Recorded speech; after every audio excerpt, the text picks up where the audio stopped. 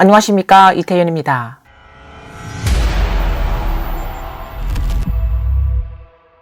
최근 몇 년간 중공 내부 정세는 매우 혼란스러웠고 특히 군대 시스템의 빈번한 변동이 주목받고 있습니다. 2024년 11월 28일 중공은 중앙군사위원회 위원 겸 정치공작부 주임 묘화가 중대한 규율 위반 혐의로 직위 해제 및 조사를 받게 됐다고 공식 발표했습니다. 이 소식은 중공 군대를 충격에 빠뜨렸으며 국제사회 역시 세계 최대 독재 정권 내부 상황에 눈을 돌리게 했습니다. 이 사건의 후폭풍은 중공 정치권의 새로운 변화를 예고할 가능성이 큽니다. 묘화의 조사는 표면적으로는 군 내부 부패 단속의 일환으로 보이지만 실제로는 중공 고위층 내부에서 벌어지는 격렬한 권력 투쟁을 반영합니다. 묘화는 시진핑의 최측근으로 군 내에서 높은 정치적 지위를 가지고 있으며 오랫동안 군부 정치 업무를 책임져 왔습니다. 중앙군사위원회 위원으로서 그는 시진핑이 군 통제를 강화하는 데 중요한 역할을 맡고 있었습니다. 묘화가 이번에 직위 해제 및 조사를 받게 된 것은 시진핑의 군부 내 권력이 약화하고 있다는 신호로 해석될 수 있습니다. 또 이어지는 변화는 중공과 시진핑의 정치적 입지에 큰 영향을 미칠 가능성이 있으며 이는 중공 군대뿐만 아니라 정치권 전반에 걸친 새로운 국면을 열어갈 조짐을 보이고 있습니다. 시진핑이 3년임에 들어선 이후 중공 군대는 전례 없는 고위층 변동을 겪고 있습니다. 친강, 이상복, 이옥초, 서충파를 포함한 여러 중앙위원이 연이어 실각했으며 로켓군과 장비 발전부와 같은 핵심 부서의 고위 간부들도 차례로 낙마했습니다. 이러한 사건들은 고강도 반부패 운동이라는 명목으로 진행됐으며 군 내에서 커다란 충격을 일으켰습니다. 그러나 이들 관료의 실각은 단순한 부패 척결이 아니라 중공 내부의 정치적 권력 투쟁의 결과라는 점이 더욱 주목됩니다. 중공 중앙군사위 위원이며 군사정치공작부 주임이었던 묘화가 실각 이후 중공 국방부 장관 동군과 로켓군 사령관 왕후빈도 잇따라 신문을 받았으며 조사에서 묘화와의 관계를 해명하라고 요구받았습니다. 보도에 따르면 동군은 라오스에서 귀국한 직후 조사팀에 의해 연행됐고 묘화에 불리한 증언을 한 것으로 알려졌습니다. 비록 동군이 아직 공식 기소되지 않았지만 묘화의 실각은 군 내부에 큰 파장을 일으키고 있습니다.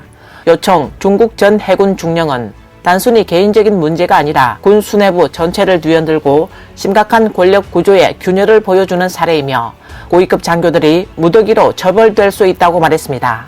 이번 묘화 조사는 의심할 바 없이 시진핑에게 큰 타격을 입혔습니다. 왕우군 전 중공 중앙기율위원회 감찰부 관리는 묘화의 실각은 시진핑의 권력 약화를 상징한다고 말했습니다.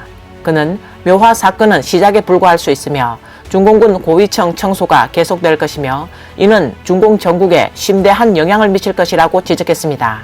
시진핑은 집권 이후 반부패 운동을 통해 당, 정, 군 고위층을 대대적으로 정리하면서 한때 개인 권위를 확립했습니다. 그러나 당내 고위 관리들을 빈번히 공격하면서 당내 인심이 떠나고 균열이 심화하고 있습니다. 통계에 따르면 중공 제20차 당대회 이후 중앙급 고위 관리 수십 명이 조사 및 처벌을 받았으며 이 여파는 군대, 외교, 경제 등 다양한 분야에 걸쳐 영향을 미쳤습니다. 이러한 상황은 시진핑의 권력을 공고히 하기보다는 중공 내부의 갈등과 불만을 더욱 격화시키는 결과를 초래했습니다.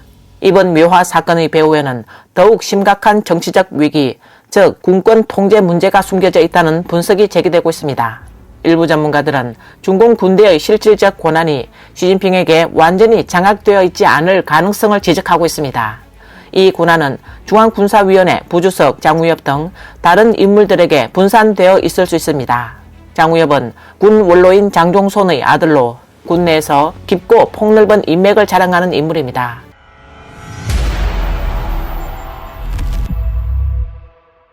군사 분야에서 그의 강력한 영향력은 시진핑의 지배력을 위협하는 요인이 될 수 있습니다. 만약 이번 묘화 사건이 장우엽이 주도한 숙청 작업의 일환으로 밝혀진다면 이는 곧 시진핑의 군대 내 권위가 심각하게 도전받고 있음을 의미합니다.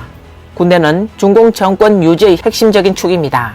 시진핑이 군 내부 권력을 확고히 하지 못하면 이는 그의 정치적 입지뿐 아니라 정권의 안정성에도 치명적인 영향을 미칠 가능성이 큽니다. 이러한 군권 갈등은 공산당 내부의 권력 투쟁을 더욱 격화시키고 중공 정권의 전반적인 불안정을 가속할 수 있습니다. 최근 들어 중공 정권은 내후 외환에 시달리며 심각한 위기에 처해 있습니다. 경제 하강 압력이 지속되는 가운데 국제사회의 견제와 고립이 가속화되고 있습니다. 이러한 외부 문제와 더불어 내부에서는 당내 권력 투쟁이 격화되면서 정권의 기반이 점점 더 불안정해지고 있습니다. 일부 관찰자들은 이번 묘화 사건이 중공 정권 전체 붕괴의 서막일 수 있다고 평가하고 있습니다. 첫째, 묘화 사건은 군부 내부 파벌 싸움이 갈수록 치열해지고 있음을 보여줍니다. 중공 정권 유지의 가장 중요한 기둥인 군대가 내부 분열에 빠지면 정권의 안정성은 크게 위협받게 됩니다. 군권 분열은 시진핑의 권력 상실로 이어질 가능성이 높으며 공산당 고위층 전면 내전의 도화선이 될 수도 있습니다. 둘째, 묘화의 몰락과 군부 동요는 중공의 대만 무력 통일 계획에도 중대한 영향을 미칠 수 있습니다. 군대의 부패와 지휘 체계 불안정은 전투 능력을 크게 약화할 것이며 군부 고위층 숙청이 이어지면 대외 전쟁을 벌일 가능성은 더욱 낮아질 것입니다. 셋째, 현재 중국 관료 사회는 탕핑 상태에 빠져 있습니다. 고위 관료들은 책임을 회피하며 정무가 정체되고 있습니다. 로켓군 내부 부패, 장비 시스템 부실 등 문제는 중공 내부의 혼란과 취약성을 적나라하게 드러냅니다. 고위 관료들이 계속해서 조사를 받는다면 정권의 정당성과 권위는 더욱 약화할 것입니다.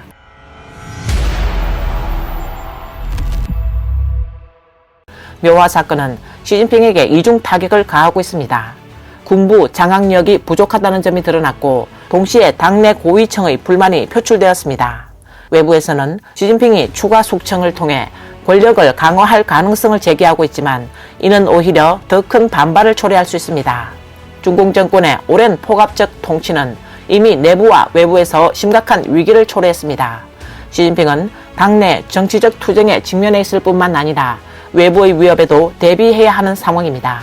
한편 전해지는 바에 따르면 시진핑은 세계에서 가장 깊은 핵 방공호라 불리는 시설을 보유하고 있다고 합니다.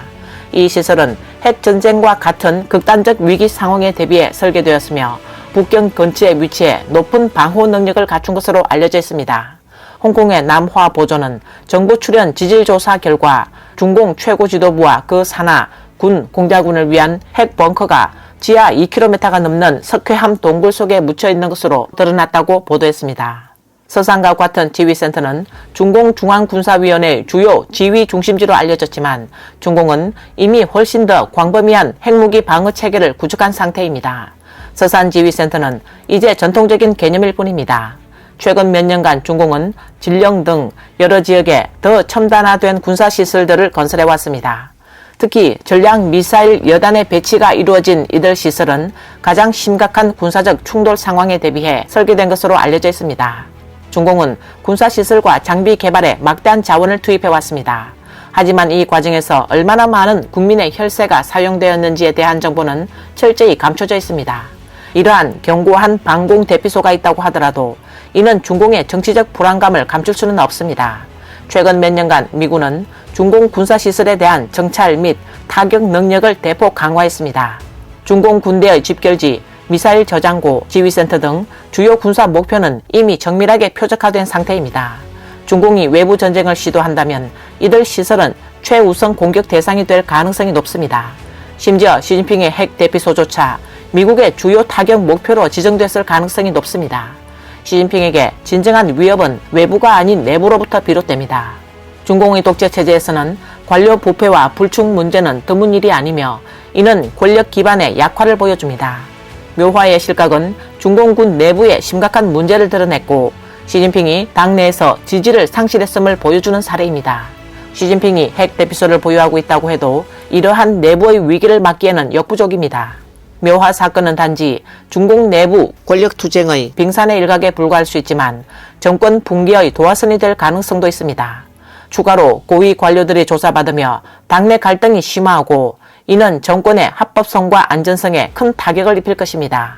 중앙에서 지방까지 관료 조직 전반이 불안에 휩싸여 있으며 행정이 정체 상태에 빠져 있습니다. 한편 국제사회의 중공에 대한 압박도 점점 강도를 더해가고 있습니다. 시진핑의 향후 행보는 앞으로 몇 달 안에 점차 명확해질 것으로 보입니다. 그러나 중공 정권은 이미 내부 동료와 외부 압력에 의해 벼랑 끝으로 몰리고 있습니다. 이 정치적 격변의 최종 결말은 시진핑의 퇴출과 중공 체제의 붕괴일 가능성이 큽니다. 시진핑의 정치적 몰락이 가시화되고 있는 이유는 중공 정권이 직면한 가장 큰 위기가 단순히 내부 권력 다툼 때문이 아니라 안정 유지 방식의 실패와 국민에 대한 고강도 통제 정책에서 비롯되었기 때문입니다. 이러한 정책은 단기적으로는 공산당의 독재 체제를 강화했을지 몰라도 장기적으로는 정권 붕괴를 가속화하고 있습니다. 정권 붕괴 가속화의 4가지를 들어보겠습니다. 1. 유지관리 체계 붕괴. 첫째, 중공의 고압적인 안정유지 시스템이 통제 불능 상태에 가까워졌습니다. 압도적인 감시 장비, 어디에나 존재하는 경찰력, 끊임없이 확대되는 온라인 검열을 통해 중공은 국가의 모든 곳을 감시 대상으로 삼으려 하고 있습니다. 하지만 이러한 억압적인 관리 방식은 막대한 재정적 부담을 초래했을 뿐만 아니라 국민들의 불만과 저항을 심화시켰습니다. 대표적으로는 백지운동과 정주 은행폭력 사태 같은 사건입니다. 고강도 통제 속에서도 민중의 반발은 끊이지 않고 있습니다. 2. 경제적 착취와 민생 위기. 중공은 국민의 경제적 자원 착취를 통해 자신의 통치를 이어왔습니다. 그러나 부동산 거품 붕괴, 대규모 실업 위기, 지방정부 부채 문제 등 경제적 난제는 국민의 생활을 더욱 어렵게 만들고 있습니다. 그런데도 중공은 문제 해결을 위한 실질적인 대책을 내놓지 않고 오히려 군비 지출과 유지 비용을 우선시하고 있습니다. 그 과정에서 북경당국은 시민들의 목소리에 더욱 잔혹한 진압 전술을 채택했습니다. 봉쇄기간 인권운동가를 강제 체포하는 것부터 취약계층을 완전히 무시하는 것까지 이 정권이 국민의 신뢰를 잃고 있음을 드러냅니다. 3. 종교 및 신앙 탄압. 중공의 종교 및 소수민족 탄압은 국제사회의 강한 비판을 받고 있습니다. 파룬궁, 티베트인, 위구르인, 가정교회, 기독교인에 대한 탄압은 잔혹하고 체계적입니다. 이러한 정책은 국제적으로 중공의 폭증에 민주국가들의 반감을 키웠으며 외부 압박을 증가시켰습니다. 4. 정권 붕괴의 가속화. 중공의 고압적인 안정 유지 및 탄압 전략은 표면적으로는 정권의 안정을 유지하지만 실제로는 갈증을 해소하는 역할을 하여 통치의 정당성을 심각하게 훼손하고 사회적 갈등을 더욱 첨예하게 만듭니다. 점점 심각해지는 상황에 직면하여 중공의 붕괴가 코앞으로 다가왔습니다. 현재 중국이 직면한 복합적 위기는 단순히 경제나 사회 문제가 아니라 정권 자체의 근본적인 불안정성을 보여줍니다. 시진핑 체제와 공산당 정권의 종말은 시간 문제일 뿐 조만간 실현될 가능성이 매우 높아 보입니다. 오늘 뉴스는 여기까지입니다. 시청해주셔서 감사합니다.